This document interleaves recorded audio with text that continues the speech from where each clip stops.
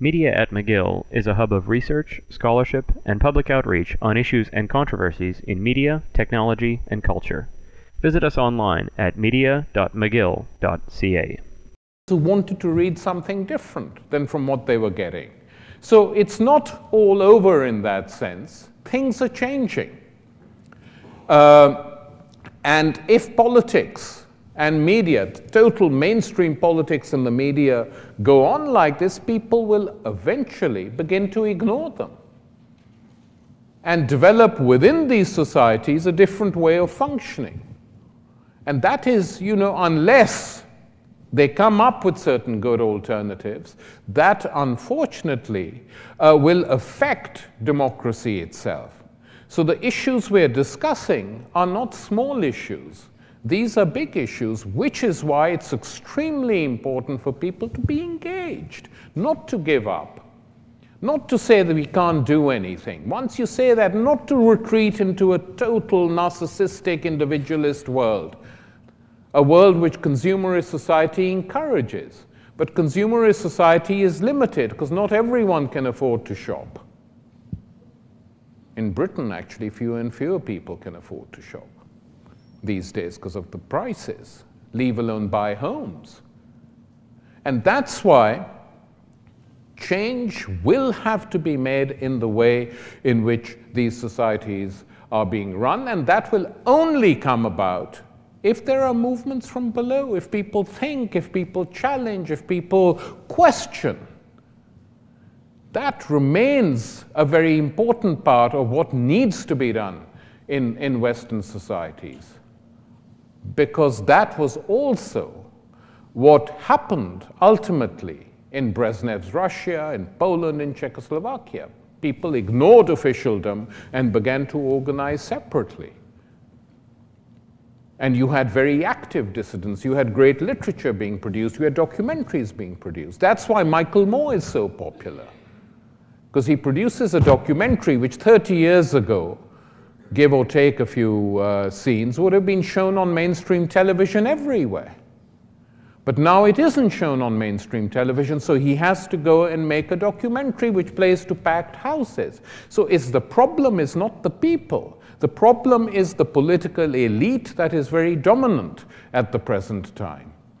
And when the people actually decide to move, they can move mountains. And there I end with a wonderful quote from the great German poet and playwright Bertolt Brecht, who, when the East German regime under which he lived sent out the tanks to crush a workers' uprising in East Berlin, and then blamed the people and said the reason we had to send out the tanks is because the people were irresponsible. And Brecht wrote this wonderful four-line poem, which was an open letter to the Central Committee of the German Communist Party, which was ruling. He said, "Dear comrades, it seems to me you think the fault is with the people. Why don't we dissolve the people and elect a new one?" Thank you.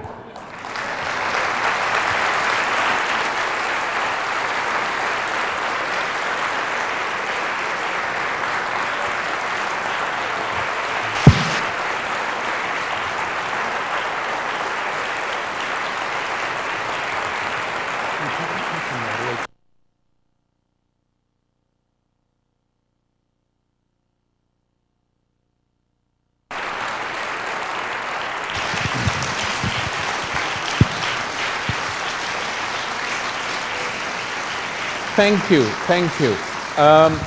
Thank you. Now, I'm very happy. I never go away from talks without answering questions. So as long as you keep them to questions, I will answer them. But if you go beyond 4 sentences in your questions, it's very unfair to other people who want to ask. So please be brief. Yeah. I don't know who wants to start. Yes? Okay. Okay. Where are you going? Oh, there's a mic there. Sorry, I didn't see it. I thought perhaps you might have been caught short and wanted to. Okay. Yes, my simple question is, do you see any glimmer of hope in the Canadian media or not? In the where?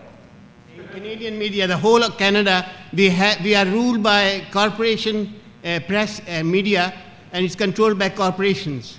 Do you see any glimmer of hope that this thing will change? Because Al Jazeera was not allowed to operate here. Yeah. Well, as I've said, in my talk, of course I see a glimmer of hope, and the glimmer of hope is in ordinary people.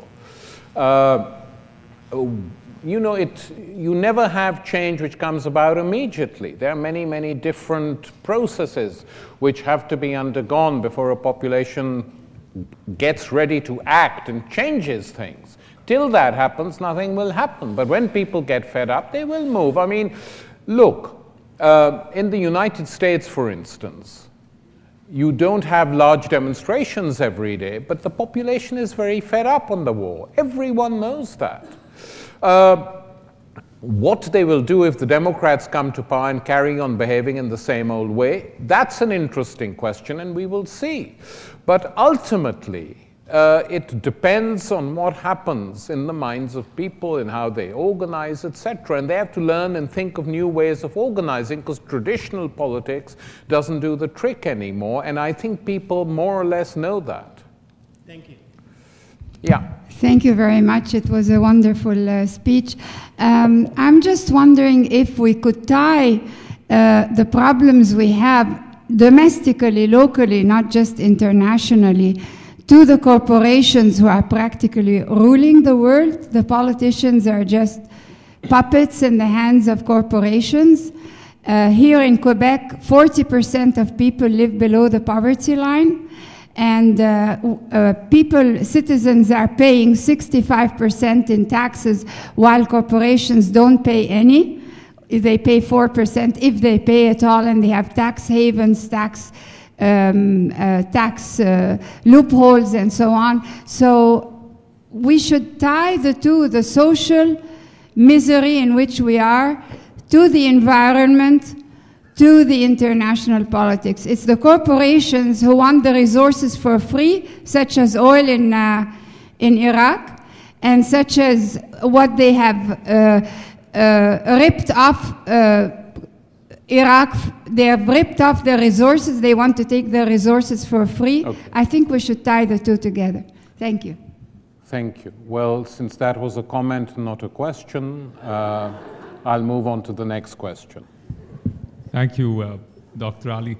I don't know if you're aware of the fact of the degree to which the government of Canada, under the previous Liberal regime, its involvement in having Israeli air forces train in Canada, apparently to in fact rain down bombs on civilian populations, and indeed former Defense Minister Bill Graham boasted about this.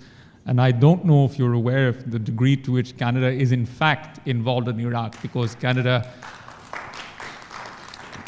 sent very senior officers to help plan the invasion, and Canada has ships directing the bombs at the hospitals and schools and so on in Iraq. And it's unfortunate that your comments on media in Canada didn't necessarily reflect these realities, because we are fed daily, we're fed this lie that Canada is not involved in Iraq, and that the Lebanon thing is far from us, whereas it may have in fact been planned in Canada. Okay, thank you very much for that piece of information. Next question. I have a question. And by the way, sir, thank you for coming.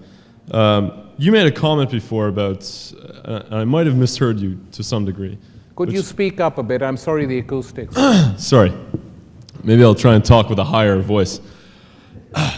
You made a comment before about American or coalition forces consulting PR people before they were going on missions. It was a very brief comment you made, and I'm wondering if you can comment, besides American generals storming into Al Jazeera, can you tell me if you have any information about to what extent the American military in particular, but also the British or the Australians, are using PR people within the countries that they're operating in?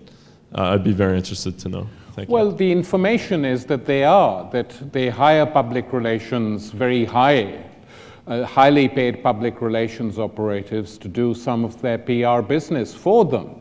And these people